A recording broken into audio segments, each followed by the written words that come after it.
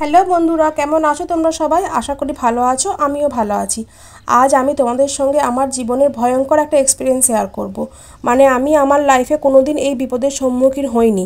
আমি কলকাতা ব্যারাকপুরে আছি প্রায় 3 বছর হতে চললো, কিন্তু কোনো দিন এইরকম হবে ভাবতে পারিনি।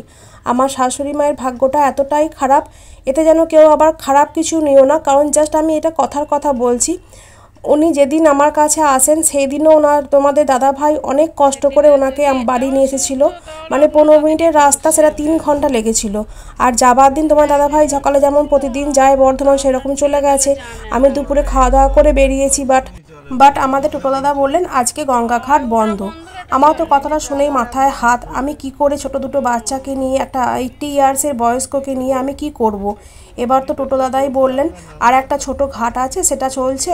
তো আমি বললাম ওনাকে আমাকে সেখানেই তুমি নিয়ে চলো, দেখি কি অবস্থা, কি কন্ডিশন। তো সেখানে গিয়ে দেখছি জাস্ট ছোটো মতো ফেরিঘাট আছে, কিন্তু সেখানে না কোনো সিঁড়ি আছে, না নিচে নামার কোনো নৌকাতে ওঠার কোনো ব্যবস্থা আছে। জাস্ট নৌকা মাছ ধরার নৌকা যেগুলো হয় ছোটো ছোটো মতো, সেই নৌকা বাস, আর কিছু নয়। সেখানেতে ওরা বেশি পয়সা দিয়ে জাস্ট গঙ্গাটা পার করে দিচ্ছেন, আর কিচ্ছু না।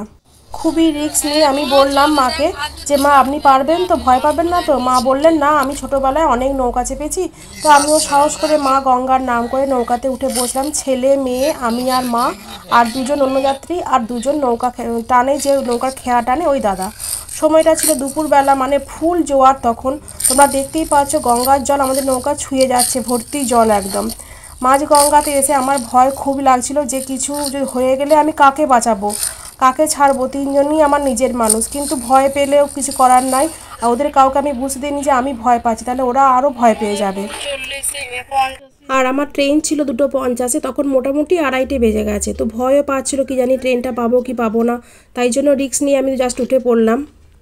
তো এই দেখো, তোমরা জাস্ট এখন দেখলেই বুঝতে পারবে, দেখো জলটা কতটা কাছে আমাদের একদম। আমার ছেলে হাত দিয়ে জল পারছিল, ছেলের সাহসটা একটু বেশি আছে, তো ও হাত দিচ্ছিল, হাত দিয়ে জলটা নিয়ে আমাদের মাথায় দিল একবার।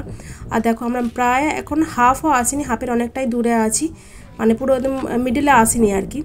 তো যেতে ঠান্ডা ঠান্ডা হাওয়া লাগছে, মজাও আসছে, কিন্তু মনের মধ্যে একটা ভয়ও আছে।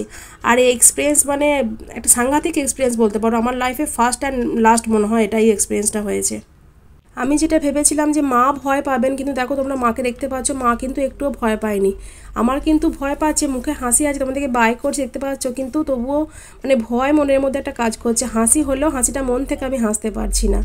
আর সাংঘাতিক সাংঘাতিক এক্সপিরিয়েন্স এখন। দেখো তোমরা গঙ্গার জলটা শুধু জাস্ট দেখো, আর কেমন স্রোত, এটা মিডিলে বলে বুঝতে পারা যায় না, সাইডেতে প্রচণ্ড পরিমাণে স্রোত ছিল। জোয়ার টাইম বললাম না, জোয়ার টাইম আর দুপুর টাইমে যেন জোয়ারটা কেমনভাবে আসে, প্রচণ্ড পরিমাণে গঙ্গা পুরো ফুলে ফেঁপে ছিল একবারে। তো যাই হোক, ঠাকুর ঠাকুর করে আমরা গঙ্গা পার করে ফেলেছিলাম, টাইমলি ট্রেনও পেয়ে গিয়েছিলাম। তোমরা হয়তো বলবে অন্য রাস্তা দিয়ে যেতে পারতে বা অন্য দিন যেতে পারতে, বাট কোনোটাই আমার সম্ভব হতো না, কারণ অন্য রাস্তা দিয়ে গেলে 5-6 বার চেঞ্জ করতে হবে, যেটা মা পারতেন না, আর ছেলে মেয়েও হয়তো পেরে উঠতো না। আর নেক্সট দিন গেলেও হতো না, কারণ নেক্সট দিন আমাদের বাড়িতে ছিল দোকানের পুজো। তো যা হোক করে আমাকে ওই দিনই যেতে হতো, তাই রিস্ক নিয়ে বেরিয়ে পড়েছিলাম। আর হয়তো কোনোদিন পারবো না, আর যেন এরকম সিচুয়েশন আমার লাইফে কোনোদিন নাও আসে। ভগবান বলে না, ভগবান কোনোদিন কারোর সঙ্গে খারাপ কিছু করে না। তো দেখো আমরা ভয়ে ভয়ে হলেও গঙ্গা ভালোভাবে ক্রস করে নিয়েছি, টাইমলি আমরা ট্রেনও পেয়ে গেছি, ট্রেনে উঠে বসার জায়গাও পেয়ে গেছি। তো চলো ভিডিওটা আমি এখানেই রাখি, টাটা, বাই বাই।